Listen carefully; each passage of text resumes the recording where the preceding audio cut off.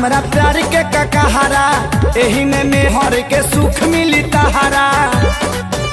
तो सुनाओ। सुनो ये जान हमरा प्यार के ककहरा, एही में मेहर के सुख मिली तहरा।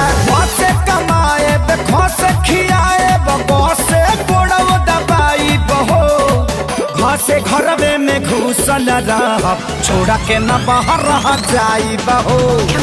घर से घरवे में घुसल रह, छोड़ के न बाहर जाई बहो।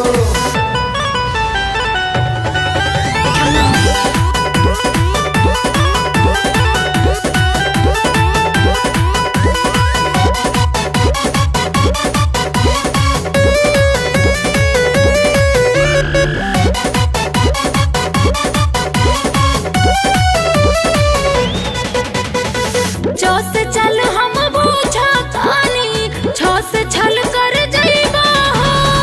जस जवानी जियन तू करबो, झो से मन झन कइबो हो। दस टमाटर जस गलिया पठा से ठोरी सटाई बहो।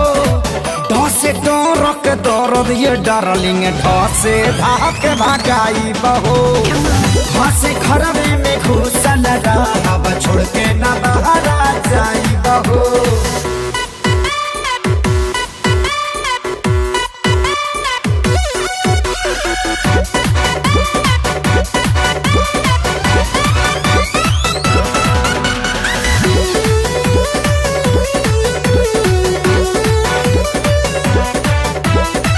तो से तारा देखैबो तू दिन में, तो से थर थर कपैबो हो।